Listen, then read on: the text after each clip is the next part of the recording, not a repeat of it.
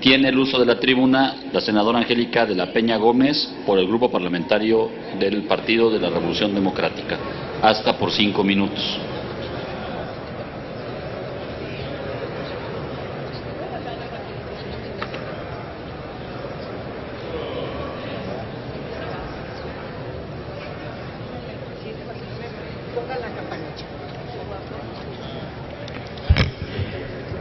Con su permiso, señor presidente, señoras senadoras, señores senadores, quiero comenzar mi intervención reconociendo el trabajo, la voluntad política y el compromiso de distintos senadores y senadoras y, por supuesto, de manera muy relevante, la conducción del senador Roberto Gil como presidente de la Comisión de Justicia, del senador Alejandro Encinas, presidente de la Comisión de Estudios Legislativos Segunda, y por supuesto de quienes integran la directiva de la Comisión de Justicia, la senadora Arely Gómez y el senador Manuel Camacho, y por supuesto también la decisión imprescindible del presidente de la Comisión de Defensa, el senador Fernando Yunes, y el senador Gracia. También es importante destacar desde esta tribuna el trabajo de coordinación, de pulcritud en los análisis, en todo lo que necesitamos por parte de los equipos técnicos, de quienes acabo de mencionar, cada una y cada uno, y por supuesto también el equipo técnico de la Comisión de Derechos Humanos. Siempre tuvieron un ánimo constructivo, presto, propositivo y diligente, que es importante destacar en la conclusión de un trabajo legislativo como el que hoy estamos presentando. También debo destacar que se está dictaminando la iniciativa que presenté referente a adolescentes que estudian en las escuelas castrenses y que se ven involucrados en afrentas contra la ley penal, sin lugar a dudas. Quiero destacar que el dictamen, por ser relevante, que estamos por aprobar, es quizás uno de los asuntos más relevantes de los cuales habrá de hacerse cargo esta legislatura. El 25 de agosto de 1974, Rosendo Radilla Pacheco, de 60 años de edad, fue detenido en un retén militar. Al momento de la detención, los elementos militares le dijeron que quedaba detenido por componer corridos. Los elementos del ejército mexicano lo ingresaron a instalaciones militares, siendo este el último dato de su paradero. Transcurridos más de 35 años desde la fecha de detención del señor Radilla Pacheco, la Corte Interamericana de Derechos Humanos resolvió en 2009 que existían suficientes elementos de convicción para considerar que el señor Radilla Pacheco perdió la vida en manos de los miembros del ejército mexicano y estableció, comillas, los actos delictivos cometidos por una persona que ostente la calidad de militar en activo, que no afecten los bienes jurídicos de la esfera militar, deberán ser juzgados por tribunales ordinarios. Frente a situaciones que vulneren derechos humanos de civiles, bajo ninguna circunstancia puede operar la jurisdicción militar. Debido a la naturaleza del crimen, así como el bien jurídico lesionado, en el caso Radilla, la jurisdicción penal militar no es el fuero competente para investigar y, en su caso, juzgar y sancionar a los autores de violaciones de derechos humanos. El procesamiento de los responsables corresponde a la justicia ordinaria. Cuando tribunales militares conocen de actos constitutivos de violaciones de derechos humanos contra civiles, ejercen jurisdicción no solamente respecto del imputado, sino también sobre la víctima civil, quien tiene derecho a participar en el proceso penal no solo para efectos de la reparación del daño, sino también para hacer efectivos sus derechos a la verdad y a la justicia. Cierro comillas. Por lo tanto, el Estado mexicano deberá adoptar reformas legislativas para a. compatibilizar el artículo 57 del Código de Justicia Militar con los estándares internacionales en la materia y de la Convención Americana sobre Derechos Humanos. B. Compatibilizar el artículo 215, inciso A, del Código Penal Federal con los estándares internacionales en la materia y de la Convención Americana sobre Desaparición Forzada de Personas. Por su parte, la Suprema Corte de Justicia de la Nación sentenció en 2011 que, comillas, frente a situaciones que vulneren derechos humanos de civiles, bajo ninguna circunstancia puede operar la jurisdicción militar. El Poder Judicial de la Federación debe ejercer un control de constitucionalidad y convencionalidad ex oficio respecto del artículo 57, fracción segunda del Código de Justicia Militar, ya que su actual redacción es incompatible con lo dispuesto en el artículo 2 de la Convención Americana sobre Derechos Humanos. Cierro comillas.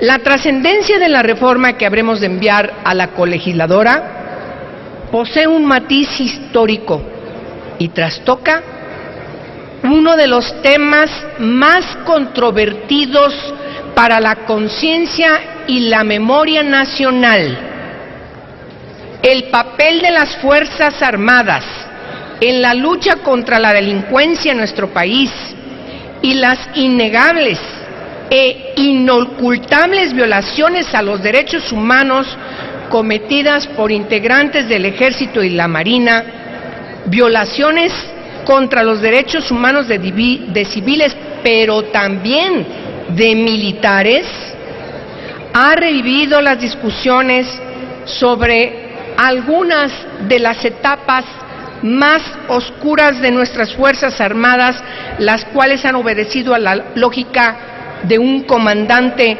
supremo que es el presidente de la República en turno.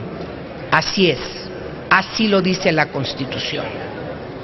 Por ello, estas modificaciones al Código de Justicia Militar deben ser evaluadas en su justa dimensión y deben ser entendidas como el resultado de un proceso evolutivo, pero no exclusivamente entre el ámbito civil y el ámbito militar, sino entre el mundo de la justicia y el mundo de la complicidad, entre el mundo de la vigencia de los derechos humanos y el de la impunidad.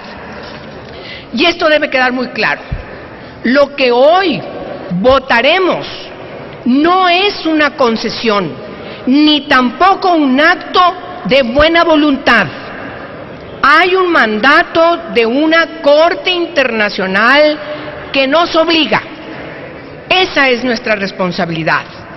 Y para atender cómo es que llegamos hasta este punto, es importante reiterar que el caso Radilla fue el primero, como aquí se ha mencionado, de 4 resueltos por la Corte Interamericana de Derechos Humanos contra el Estado mexicano.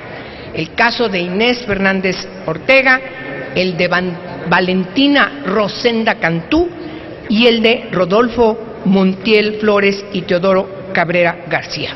De ahí la importancia de tener en cuenta y no perder de vista los criterios jurídicos relevantes de las sentencias posteriores al caso Radilla, para dar cuenta de la evolución de los criterios internacionales con respecto al fuero castrense, mismos que que efectivamente y sin desperdicio fueron recogidos por la Suprema Corte de Justicia de la Nación, sentando las bases para la expedición de un paradigma en la historia judicial mexicana.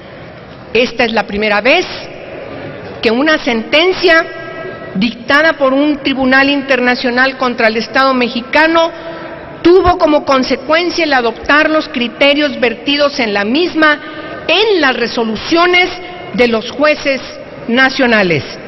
Y ahora es esa misma sentencia la que guía y define el espíritu de esta importante reforma legislativa que hoy ponemos a su consideración. Las sentencias de la Corte Interamericana de Derechos Humanos y de la Suprema Corte de Justicia de la Nación deben sumar la importante contribución de las organizaciones de la sociedad civil que nos han acompañado sin duda, porque su participación contribuye un valor agregado que fortaleció este proceso. Y las quiero mencionar. El Centro de Derechos Humanos Miguel Agustín Pro, Centro de Derechos Humanos de la Montaña, Tlachinolan, la Comisión Mexicana de Defensa y Promoción de los Derechos Humanos, Fundar, Centro de Análisis e Investigación, y el Instituto Mexicano de Derechos Humanos y Democracia, así como Amnistía Internacional y, por supuesto, con la discreción que conlleva la representatividad que tiene conferida como un órgano de Naciones Unidas, la presencia de la Oficina de la Alta Comisionada de Naciones Unidas para los Derechos Humanos. Y es precisamente por esta razón que en mi calidad de senadora y también de presidenta de la Comisión de Derechos Humanos y por supuesto como parte del grupo parlamentario del PRD, estoy obligada a señalarlo, que las organizaciones de la sociedad civil, que son las que han litigado y ganado los juicios ante la Corte Interamericana de Derechos Humanos, han manifestado públicamente que si bien el producto final de esta reforma constituye un gran paso en el sentido correcto, aún persisten elementos en el Código de Justicia Militar que impedirán, esgrimen, que nuestro país cumpla cabalmente con las sentencias de la Corte Interamericana. Ayer mismo tuvimos en el Senado de la República una reunión de trabajo con el relator de Naciones Unidas en materia de tortura, que nos alertó sobre la importancia y la urgencia de que revisemos el papel de nuestras Fuerzas Armadas en temas como la tortura, el secuestro, las desapariciones forzadas, las ejecuciones extrajudiciales. Ayer mismo.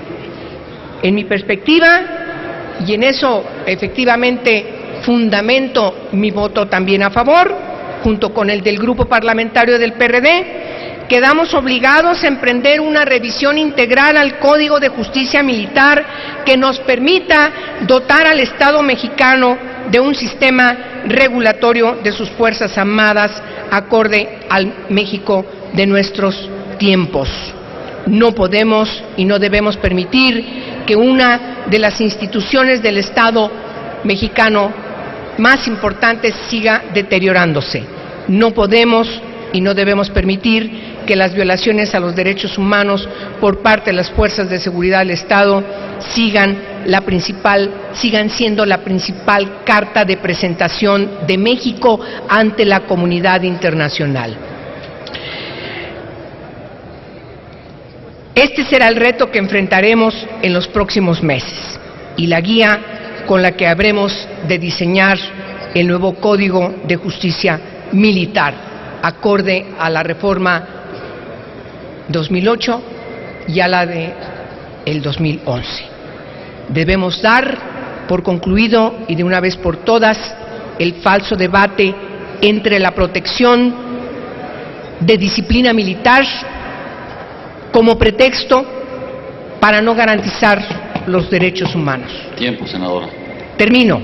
Debemos desmantelar las añejas estructuras que impiden que las Fuerzas Armadas de nuestro país den el salto hacia un México distinto al de 1968. Tenemos que caminar hacia el México democrático y garante integral de los derechos humanos. Desde aquí, mi reconocimiento por su voluntad al señor general Salvador Cienfuegos. Es cuanto.